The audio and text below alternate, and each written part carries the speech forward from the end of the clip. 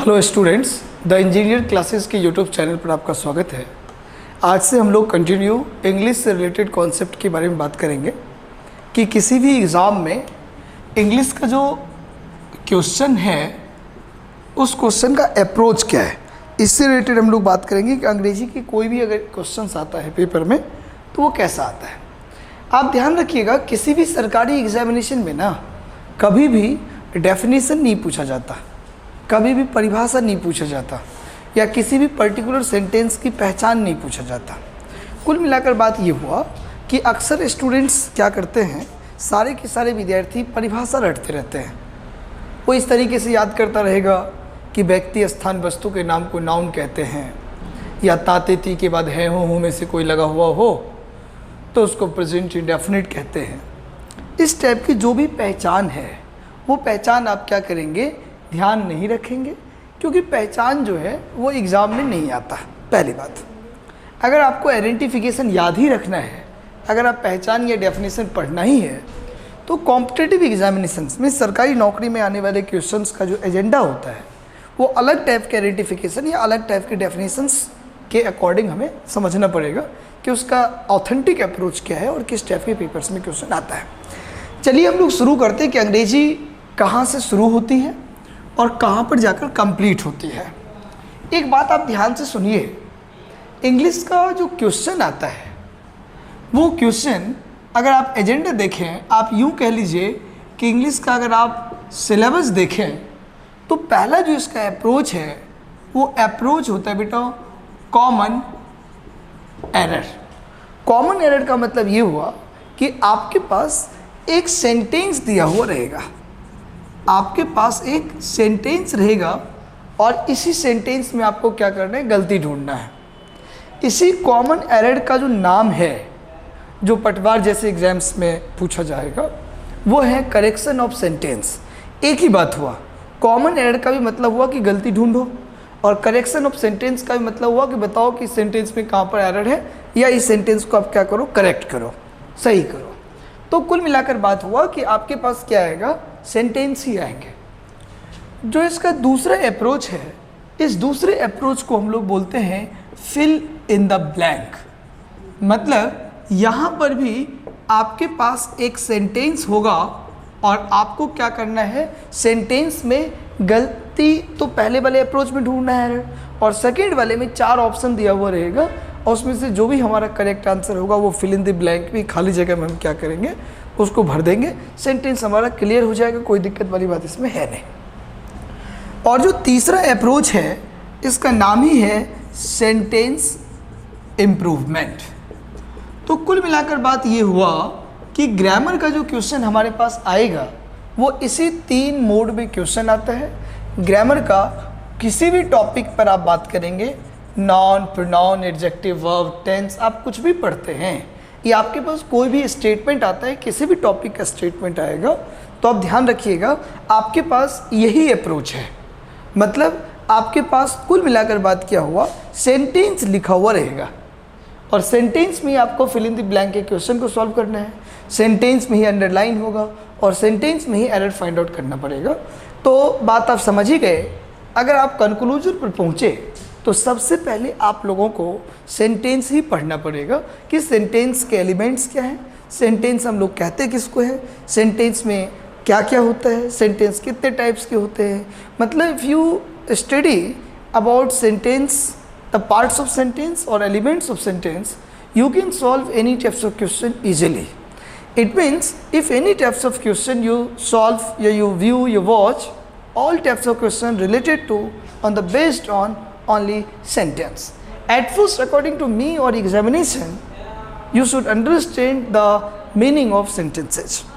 कुल मिलाकर बात ये हुआ कि हम लोगों को सबसे पहले सेंटेंस के अप्रोच को सीखना पड़ेगा कि सेंटेंस हमारा क्या है, सेंटेंस में क्या होता है।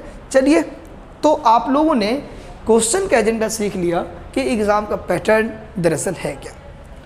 अब हम लोग बात करने की कोशिश करते हैं कि सेंटेंस अगर हमारे पास कोई सा भी आएगा तो उस सेंटेंस को हम लोग कैसे समझेंगे या कैसे सॉल्व करेंगे।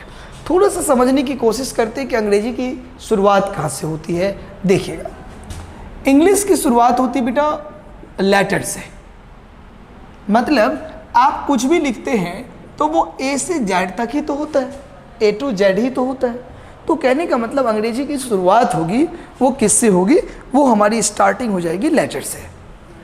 और ये जो लेटर है इस लेटर से बन जाता है वर्ड, और ये जो वर्ड है इस वर्ड से बनता है फ्रेज, और ये जो फ्रेज है इस फ्रेज से बनता है क्लॉज, और ये जो क्लॉज है इस क्लॉज से बनता है सेंटेंस, और ये जो सेंटेंस है सेंटेंस से बनता है पैराग्राफ, और ये जो पैराग्राफ है इस पैराग्राफ से बनता है स्टोरी।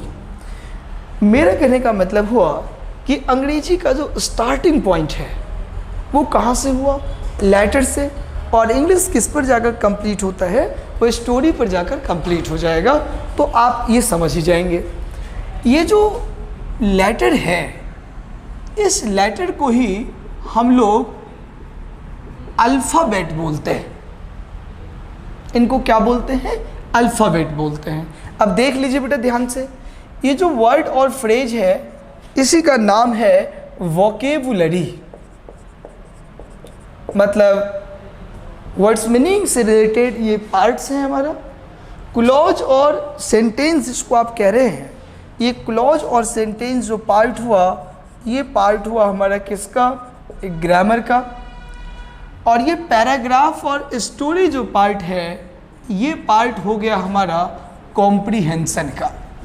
कुल मिलाकर बात ये हुआ कि किसी भी गवर्नमेंट एग्ज़ाम की यदि आप तैयारी करते हैं, चाहे वो कोई भी एग्ज़ाम हो, आरपीएससी का हो, यूपीएससी का हो, एसएससी का हो, डजेंट मैटर, इंग्लिश के ये 3 ही टॉपिक आपको पढ़ना पड़ता है।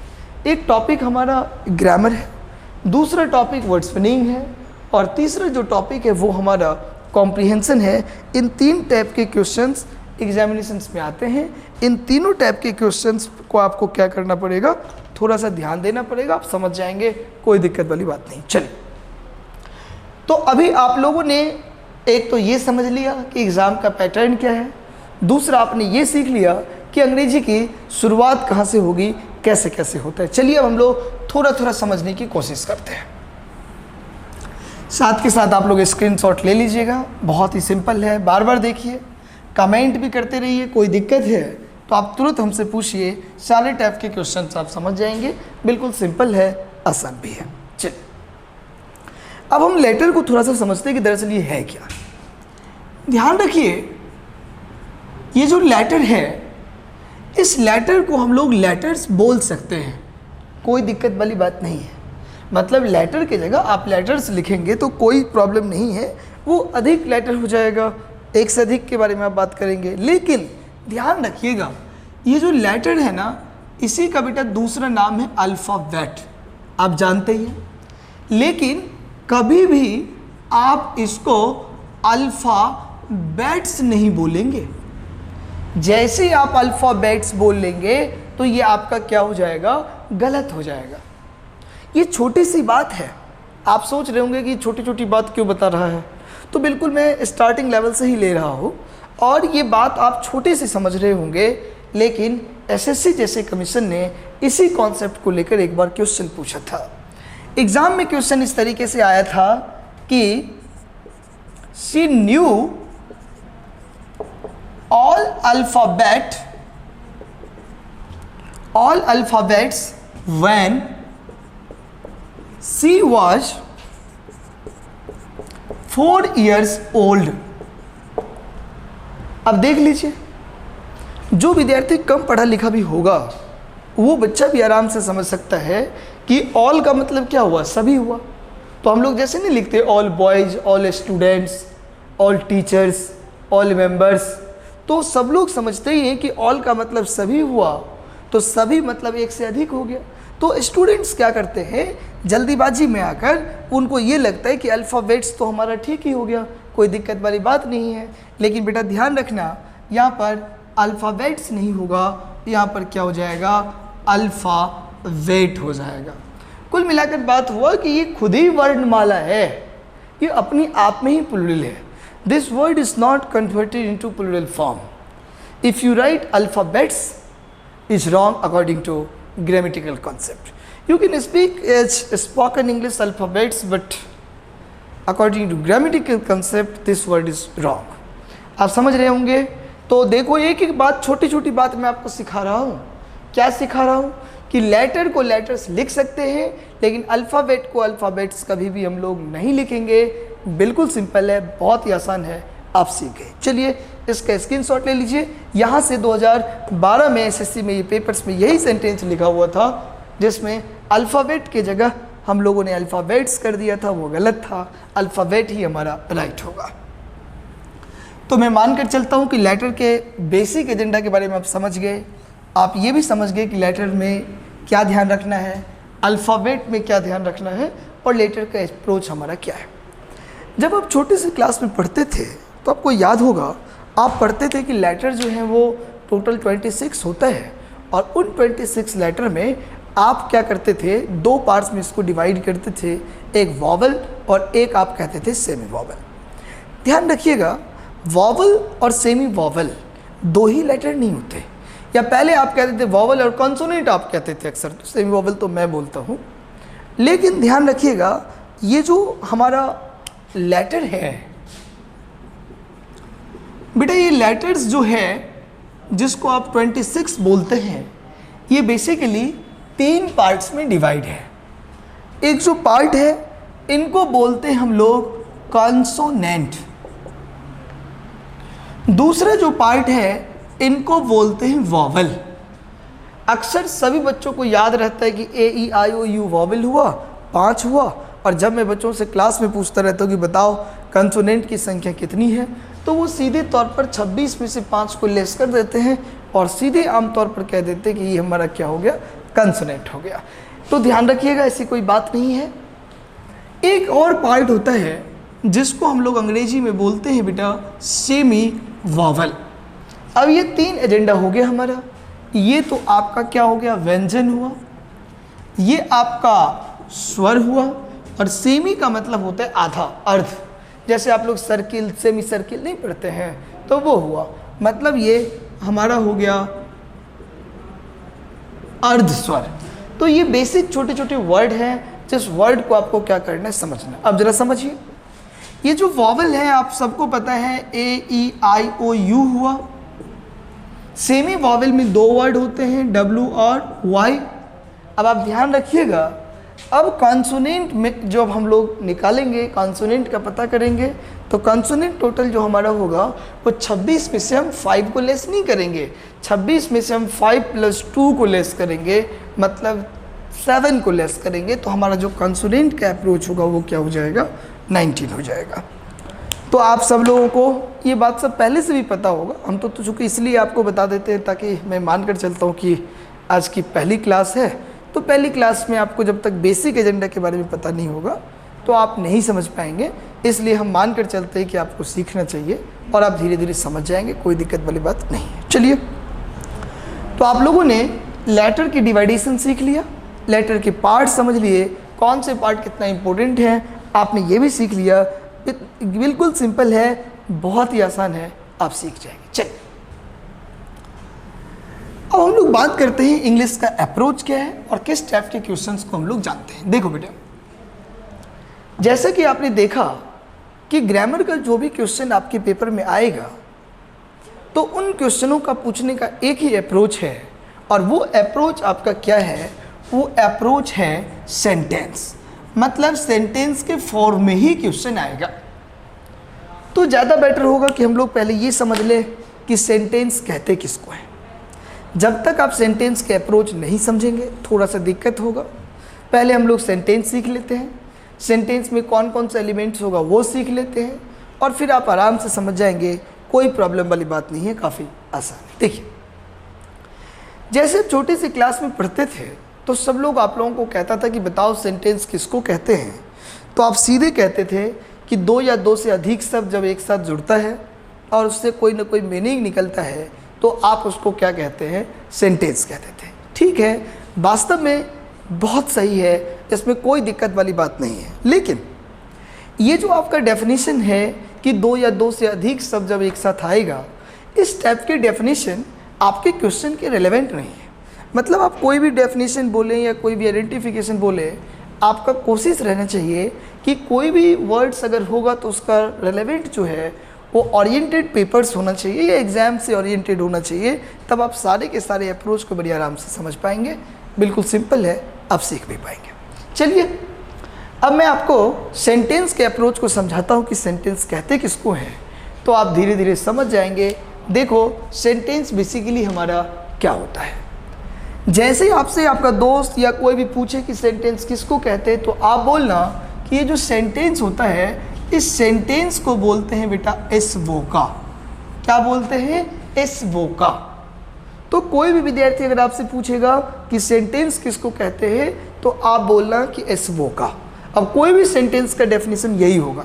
अगर कोई पूछे इंट्रोगेटिव सेंटेंस क्या होता है, तो भी एस वोका बोलना। इंटरोगेटिव सेंटेंस क्या होता है, तो भी एस वोका बोलना। कोई भी सेंटेंस यदि आपसे कोई पूछता है तो आप सीधे तौर पर कह देना कि इस वोका को हम लोग सेंटेंस कहते हैं।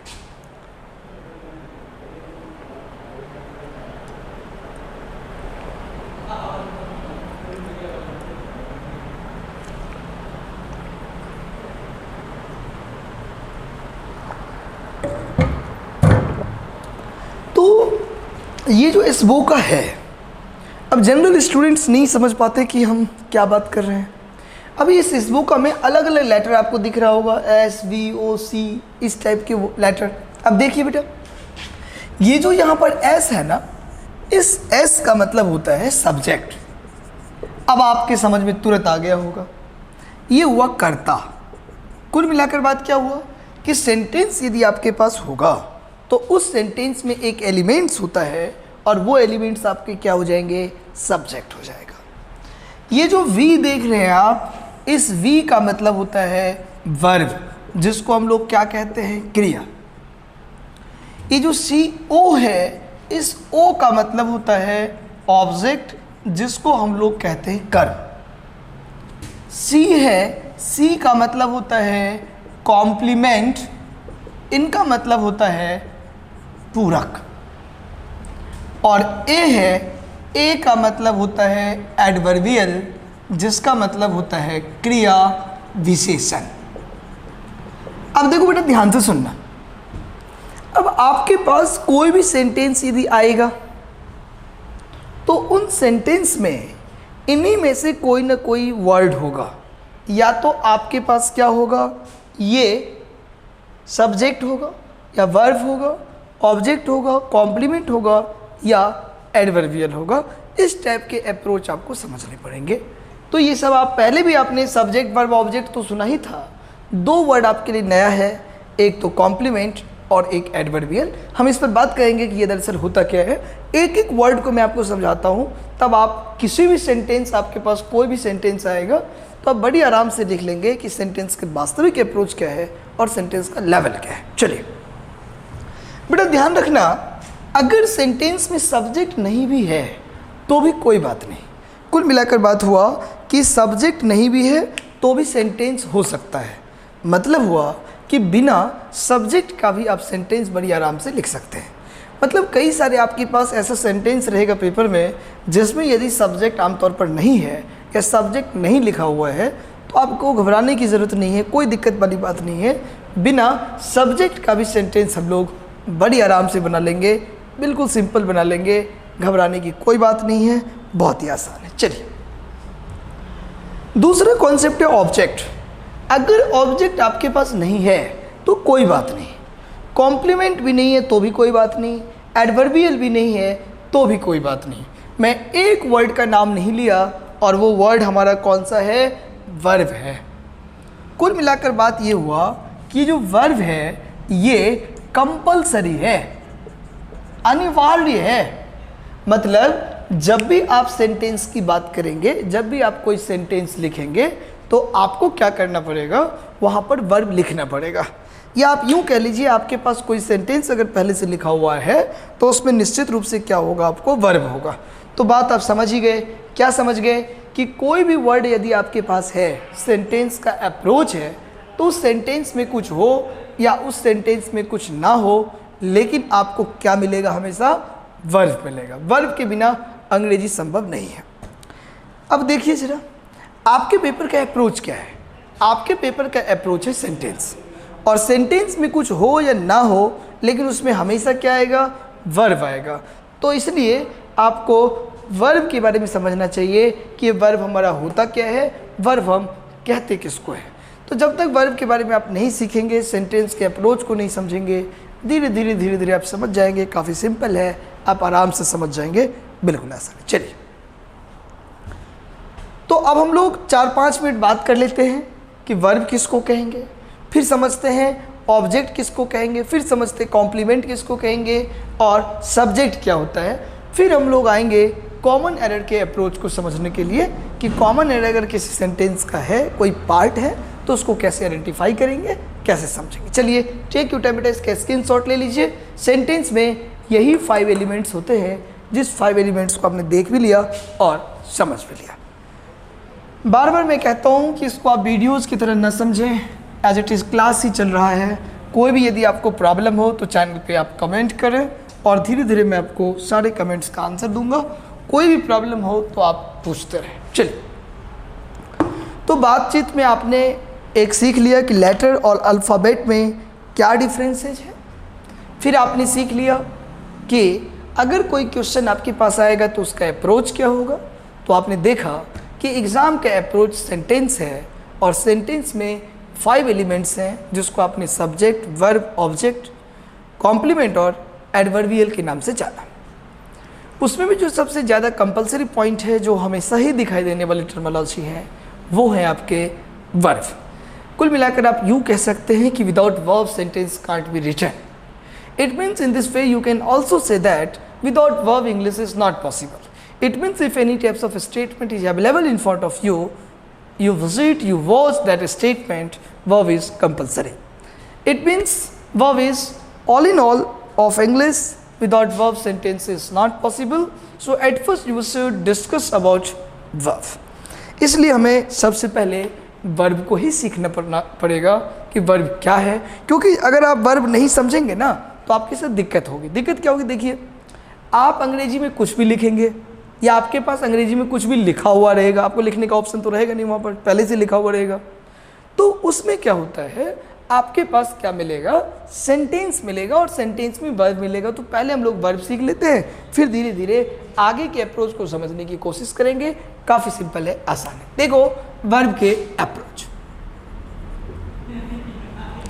किसी भी एग्जामिनेशन में कोई भी आपसे नहीं पूछेगा कि वर्ब आप किसको कहते हैं या वर्ब की पहचान क्या है या वर्ब क्या होता है, लेकिन आपको थोड़ा बहुत समझना चाहिए कि वर्ब हमारा होता क्या है, वर्ब की पहचान क्या है।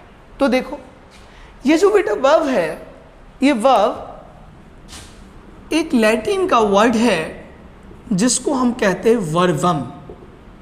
बहुत सारे विद्यार्थी जल्दीबाजी में बम बम बोल देते हैं। ये बम बम नहीं है, ये वर्बम है। तो इस वर्ड से लिया गया। जैसे आप लोग नहीं पढ़ते, केमिस्ट्री पढ़ते तो आप बोलते हैं केमिस्ट्री लैटिन के किबिया वर्ड से लिया गया है। ऐसे इकोनॉमिक्स आप पढ़ते तो इकोनोमिया शब्द से लिया गया है। पॉलिटिकल वर्ड पॉलिस से है। वैसे ही ये जो वर्ब है, ये वर्ब लैटिन का एक वर्ड है। कौन सा वर्ड है? वर्बम। इन वर्बम वर्ड के 2 मीनिंग होता है, इनके 2 मतलब होते हैं। एक जो इनका मतलब हुआ वो है एन एक्शन, और जो दूसरा है उनको मतलब होता है टू डू समथिंग। अब यदि आप बात करें वर्ब का तो यही अप्रोच है। क्या कि वर्ब जो है लैटिन के वर्बम वर्ड से लिया गया है और इस वर्बम का 2 मीनिंग हुआ, एक्शन और टू डू समथिंग। अब ये दरअसल होता क्या है उसको समझिए। एक बात बताइए, अपन ने यहाँ क्या लिखा? एक्शन। एक्शन का मतलब क्या हुआ? एक्शन का मतलब होता है कुछ करना। टू डू समथिंग का भी मतलब हुआ कुछ करना। जैसे एक बात बताओ, आपका कोई दोस्त है, उसने क्या किया? आपकी रजिस्टर ले लिया और 4-5 दिन हो गए, 1 सप्ताह हो गया, वो लौटा ही नहीं रहा है या लौटा ही नहीं रही है। आप मांगते हैं फिर भी नहीं दे रहा है या दे रही है। तो लास्ट में आपको गुस्सा आता है और आप क्या कहते हो कि अब तुम ऐसे नहीं मानोगे, मुझे एक्शन लेना पड़ेगा।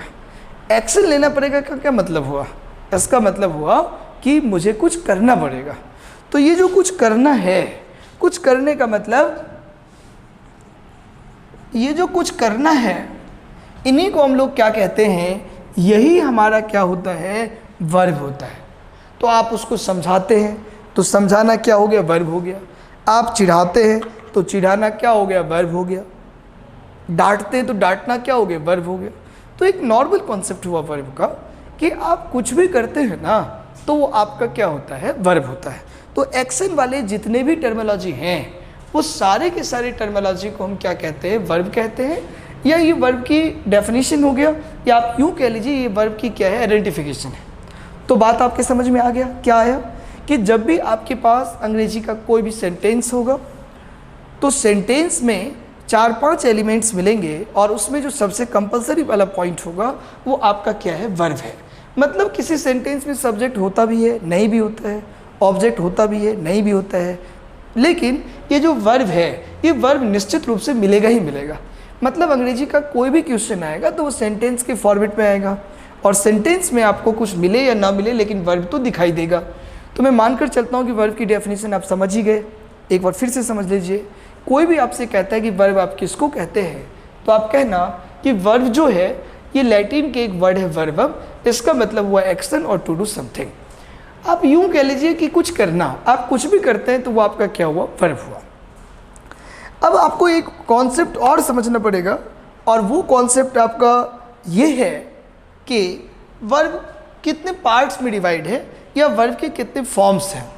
तो थोड़ा सा हम लोग वर्ब के फॉर्म समझ लेते हैं। जब आप छोटे से क्लास में पढ़ते थे तो आप पढ़ते थे कि वर्ब की जो टोटल आइडेंटिफिकेशन है वो 3 फॉर्म होते थे, गो, वेंट, गॉन, कम, कैम, कम। आप इस टाइप से वर्ब की डेफिनेशन पढ़ते रहते थे, लेकिन ध्यान रखिएगा वर्ब की 3 फॉर्म नहीं होते। बेसिकली जो वर्ब के फॉर्म्स हैं वो टोटल 6 फॉर्म हैं। तो अब हम लोग थोड़ा सा समझते हैं कि वर्ब के जो 6 फॉर्म हुआ ये कौन कौन से फॉर्म हैं, इसको कैसे आइडेंटिफाई करेंगे। तो आप सब लोग ध्यान से सुनिए। अब हम लोग थोड़ा सा समझ जाते हैं फॉर्म्स ऑफ वर्ब।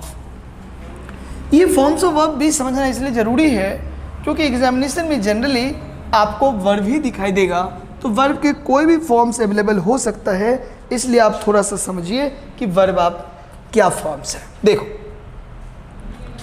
तो सब लोग मेरे साथ साथ हेडिंग डाल लीजिए, फॉर्म्स ऑफ वर्ब, वर्ब के फॉर्म। ये फॉर्म्स ऑफ वर्ब क्या है, वर्ब के बेसिकली 6 फॉर्म हैं। जैसे आप बोलते हैं V1, V2, V3, V4, V5 और V6। ये आपके वर्ब के क्या हो गए, फॉर्म्स हो गए। ये आप समझ जाएंगे, बिल्कुल सिंपल कॉन्सेप्ट है। देखिए, ये जो वर्ब की पहला फॉर्म होता है ना, ये सारे के सारे वर्ड्स मीनिंग है। जो वर्ड्स मीनिंग आप लोग याद करते हैं, जैसे आप याद करते गो मतलब जाना, कम मतलब आना, स्लीप मतलब सोना, वांट मतलब चाहना। तो जितने टाइप के वर्ड्स है जो एक्शन लेने वाले वर्ड्स हैं, जो एक्टिविटी को बताने वाले टर्मिनोलॉजी हैं, उन सारी टर्मिनोलॉजी को हम लोग क्या कहेंगे, वर्ब की पहला फॉर्म कहेंगे।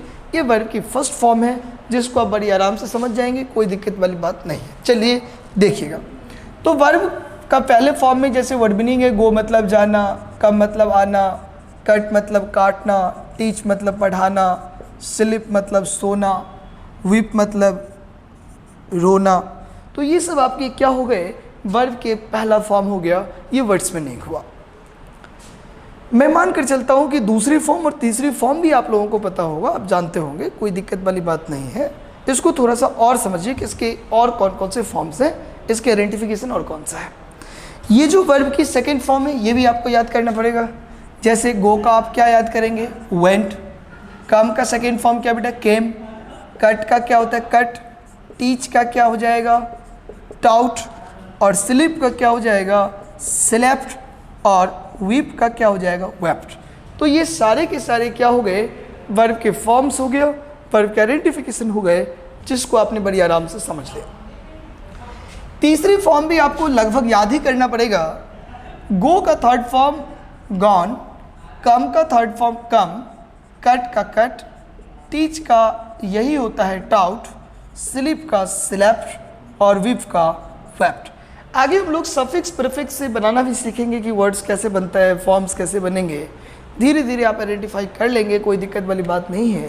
बेसिक आपको समझना है। चलिए, तो आप लोग वर्ब के पहले फॉर्म से लेकर वर्ब के तीसरे फॉर्म तक समझ गए कि कौन कौन से वर्ब्स हैं, कौन कौन सी पहचान है, इसको आप लोग कैसे पहचानेंगे। तो मैं मान कर चलता हूँ कि सब लोग यहाँ तक समझ गए कि कितने सारे फॉर्म्स हैं, या इनकी फॉर्म्स की पहचान क्या है, या इसके बेसिक आइडेंटिफिकेशन क्या है।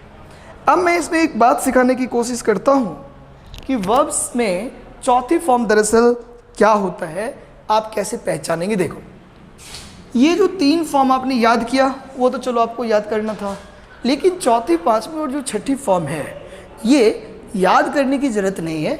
देखिए ज़रा समझिए, पहला कॉन्सेप्ट है V1 plus ING equal to V4। इसका मतलब क्या हुआ, इसका साफ मतलब हुआ कि वर्ब की पहले फॉर्म में अगर आप ING लगाते हैं तो वो आपका वर्ब की चौथा फॉर्म बन जाता है।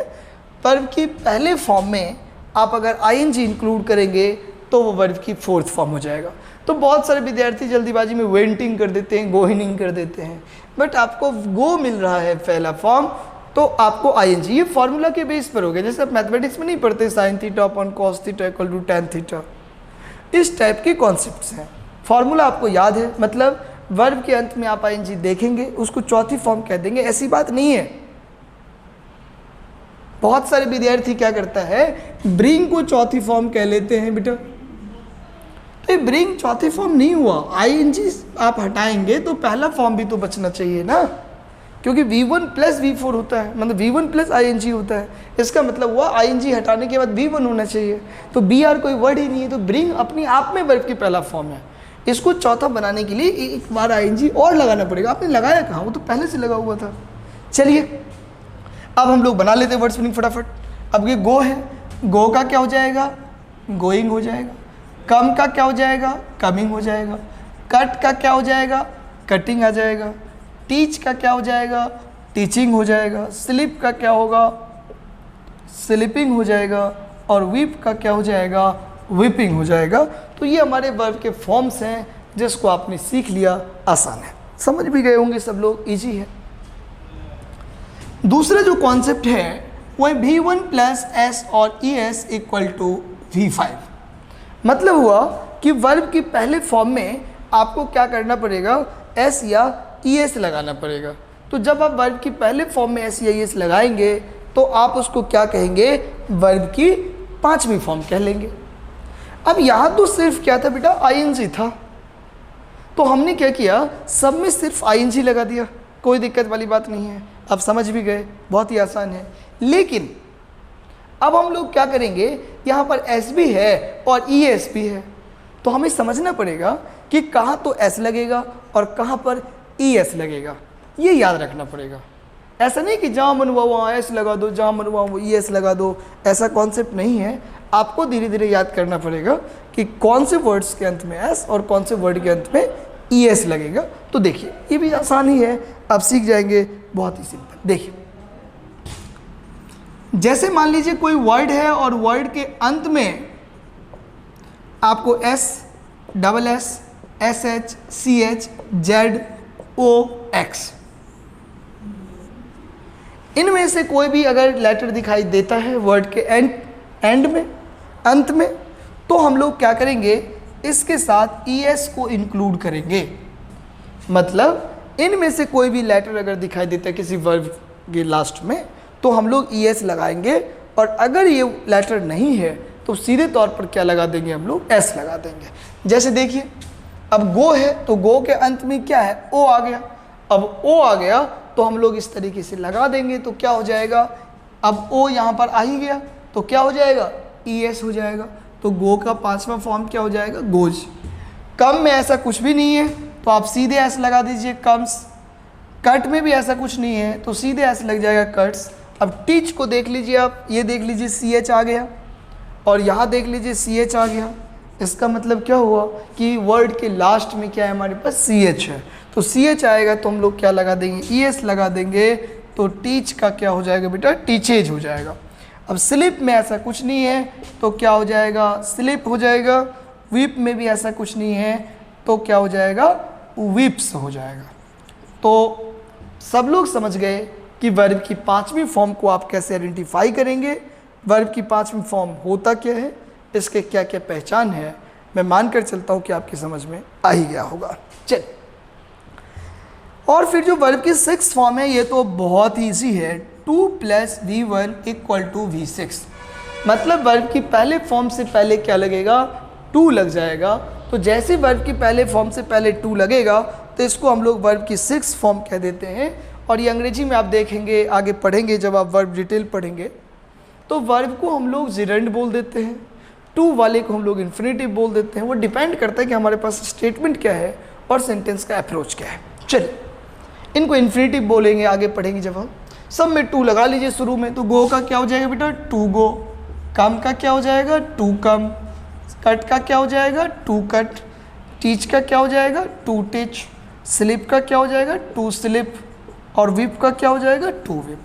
तो ये मतलब आपके पास अंग्रेजी का जो सेंटेंस आएगा उस सेंटेंस में इन्हीं में से कोई ना कोई वर्ब आएगा। इन्हीं में से मतलब इन्हीं फॉर्म में से। वर्ड्स तो चेंज भी हो सकता है, लेकिन आपका जो फॉर्म्स होगा वो इन्हीं में से होगा। ये बात आप ध्यान रखिएगा, काफ़ी सिंपल है, बहुत ही आसान है। तो मैं मानकर चलूँ कि आप लोग समझ गए, बहुत इजी है। फिर से सुन लीजिए, अगर किसी वर्ड के लास्ट में आप ING लगाते हैं तो आप उसको क्या कह लेते हैं, बोलिए ज़रा। चौथी फॉर्म। SEIS अगर आप लगाते हैं तो आपका क्या होता है, 5वीं फॉर्म। और अगर आप 2 लगाते हैं तो आपका क्या हो जाता है, 6ठी फॉर्म। S और ES और ING वगैरह जो वर्ड है वो तो लास्ट में लगता है लेटर, लेकिन 2 जो है ये वर्ड के स्टार्टिंग पॉइंट में ही लग जाएगा। तो आप समझ गए कि आपका क्या है। तो 1 मिनट में आप इसको नोट कर लीजिए, फिर हम लोग बात करते हैं। स्क्रीनशॉट ले लीजिए सब लोग, काफ़ी सिंपल है, बिल्कुल आसान है। चलिए इनको मिटाते हैं। नेक्स्ट कॉन्सेप्ट पर हम लोग बात करते हैं जो काफ़ी सिंपल भी है, आसान भी है, आप समझ जाएंगे।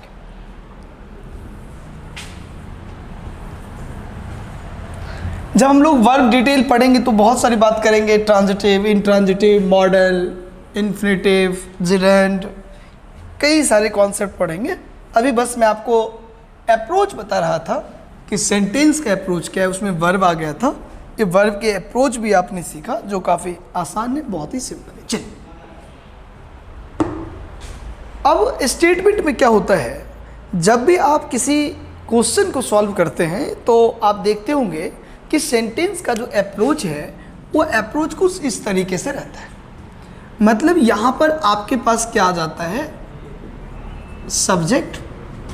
यहाँ पर आपके पास क्या आ जाता है, वर्ब। और ये जो तीसरा वर्ड है ये होता है हमारा अदर वर्ड। तो सेंटेंस में ये 3 अप्रोच हुआ हमारा। बहुत सारे विद्यार्थी क्या करते हैं, सब्जेक्ट, वर्ब और लास्ट में क्या समझ जाते हैं, ऑब्जेक्ट। वो ऑब्जेक्ट नहीं है, वो ऑब्जेक्ट भी है, एडवर्बियल भी है, कॉम्प्लीमेंट भी है। मतलब ये जो अदर वर्ड है, इसी अदर वर्ड को हम लोग अलग अलग डिवाइडेशंस में करते हैं, जिसको एक बार हम बोलते हैं बेटा ऑब्जेक्ट, कभी कभी इनको बोला जाता है कॉम्प्लीमेंट, पहचान है, कभी कभी मतलब जब मन हो तब नहीं। और ये जो तीसरा वर्ड है इनको कहते हैं एडवर्बियल। तो हम लोग बात करते हैं, आपने देख ही लिया था जब भी मैंने सेंटेंस का अप्रोच अभी आपको बताया था, तो उसमें ये तीनों वर्ड आया था, ऑब्जेक्ट, कॉम्प्लीमेंट और एडवर्बियल। ये देखो, ये सब्जेक्ट होता क्या है। बहुत सारे लोग ये समझते हैं कि जैसे मान लीजिए शुरू हो गया तो ये स्टार्टिंग पॉइंट है। तो कई सारे लोगों को ये लगता है कि स्टार्टिंग पॉइंट में जो भी वर्ड होता है वही हमारा सब्जेक्ट होता है, ऑलवेज, मतलब हमेशा। ऐसी बात नहीं है। अब बहुत सारे लोग यही समझते हैं कि शुरू में जो वर्ड होता है वो सब्जेक्ट होता है, अंत में जो वर्ड होता है वो ऑब्जेक्ट होता है। ऐसा थोड़ी होता है। अब एक बात बताइए, कोई भी स्टूडेंट अगर ये बोलता है कि in the morning I get up 5 o'clock, तो इन द मॉर्निंग इन हो गया शुरू में, तो इन सब्जेक्ट थोड़ी हुआ बेटा। सब्जेक्ट का मतलब होता है, सब्जेक्ट का मतलब होता है कर्ता, और कर्ता का मतलब होता है काम करने वाला। काम करने वाला का मतलब हुआ डूअर। तो क्लियर है बात, आप समझ पा रहे। आपको देखना पड़ेगा कि उसमें क्लियरिटी कौन सी वर्ड्स है। तो क्लियरेंस के लिए आपको ये समझना है कि स्टार्टिंग पॉइंट में जो वर्ड आएगा उसको हम लोग हमेशा सब्जेक्ट नहीं बोलेंगे, वो डिपेंड करेगा कि वो काम करने वाले व्यक्ति हैं या काम करने वाले व्यक्ति नहीं है। अगर कोई व्यक्ति काम कर रहा है तभी वो सब्जेक्ट होगा। अब मैं 2 सेंटेंस लिखता हूँ, शायद आप इससे समझ जाएंगे, ज़रा देखने की कोशिश करिए। जैसे मैंने लिख दिया कि आई टीच इंग्लिश, और दूसरा मैंने लिखा कि that chair is not good. अब देखो बेटा, अब हमने 2 सेंटेंस आपके सामने लिख दिया। एक तो मैंने लिखा आई टीच इंग्लिश और दूसरा लिखा that chair is not good. अब पहला सेंटेंस का मतलब क्या हुआ कि मैं आपको अंग्रेजी पढ़ाता हूं, तो पढ़ाने वाला मैं हुआ ना, काम करने वाला व्यक्ति मैं हुआ ना, डूअर मैं हुआ ना। तो इसका मतलब क्या हुआ कि ये जो आई है, ये आई इस सेंटेंस का क्या हो जाएगा, सब्जेक्ट हो जाएगा, राइट बेटा। लेकिन यहाँ पर क्या लिखा मैंने, दैट चेयर। अब दैट चेयर का मतलब क्या हुआ, दैट चेयर का मतलब वह कुर्सी। अब एक बात बताओ, कुर्सी जो है वो कोई काम करेगा, नहीं करेगा। तो बहुत सारे लोग इस वर्ड को भी क्या बोल देते हैं, बहुत सारे लोग इसको भी सब्जेक्ट कह देते बेटा, लेकिन ये हमारा सब्जेक्ट नहीं है। अब आप कैसे पहचानेंगे, तो एक अप्रोच से मैं आपको सिखाने की कोशिश करता हूं, आप जल्दी सीख जाएंगे। देखिए किस सब्जेक्ट आप कैसे पहचानेंगे। देखो, जैसे मान लीजिए ये सेंटेंस है, तो आप सबसे पहले ये देखो कि सेंटेंस का जो ये जो स्टार्टिंग पॉइंट है, सेंटेंस में जो स्टार्टिंग पॉइंट है, वो स्टार्टिंग पॉइंट मतलब शुरुआत वाले जो शब्द है वो क्या है। आप देखना, यहां पे आपको 2 वर्ड मिलेंगे। एक जो वर्ड मिलेगा वो रहेगा बेटा लिविंग, जिसको आप क्या कहते हैं, सजीव। और एक जो वर्ड मिलेगा वो मिलेगा नॉन लिविंग, मतलब निर्जीव।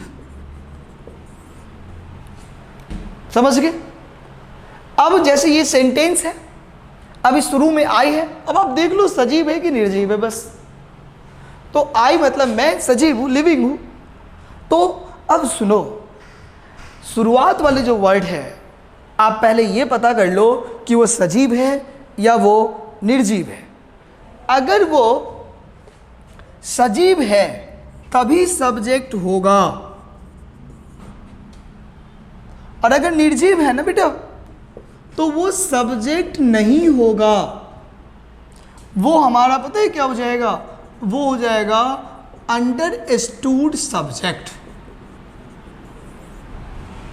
अंडरस्टूड सब्जेक्ट मतलब मान लेंगे सब्जेक्ट, लेकिन होगा नहीं। जैसे आप मैथमेटिक्स में नहीं करते, कोई कहता है कि बड़ी संख्या छोटी संख्या से 7 बड़ी है, तो अपन मानते हैं ना, छोटी संख्या x मान लिए, बड़ी संख्या x + 7 मान लिए, फिर गुना भाग जो भी करने के लिए कहता है बराबर में आप निकाल देते हैं। तो यहाँ पर भी वही बात है। तो आज आप लोगों ने सारे के सारे अप्रोच समझ लिया, बेसिक बात समझ लिए, कोई दिक्कत नहीं है। क्या क्या सीख लिया आपने, एक तो सीखा कि सेंटेंस में कौन कौन से एलिमेंट्स हैं, दूसरा आपने देखा कि सेंटेंस में वर्ब का कितना कंट्रीब्यूशंस है, या फिर सब्जेक्ट और अंडरस्टूड सब्जेक्ट आप कैसे पहचानेंगे। इन सारे टाइप के एजेंडा को आपने सीख लिया। कल की क्लास जो हमारी होगी उसमें हम लोग बात करेंगे कि कॉमन एरर किसी भी क्वेश्चन को कैसे सॉल्व करते हैं, या सेंटेंस में और जो एलिमेंट्स होगा वो एलिमेंट्स हमारा क्या होगा, और किसी भी क्वेश्चन को सॉल्व करने के लिए कौन कौन से एलिमेंट्स को ध्यान में रखना है और कौन कौन से एलिमेंट्स को कम ध्यान में रखना है। तो चलिए आज की क्लास को हम लोग यहीं कंप्लीट करते हैं। आई होप आप सब समझ गए होंगे। अगर कोई स्टूडेंट्स के समझ में नहीं आए तो कमेंट करके मुझे बताइएगा, फिर हम लोग उस अकॉर्डिंग आपके लिए बताएंगे ताकि आप जल्दी सीख जाएंगे। Take you time. चलिए कल मिलते हैं।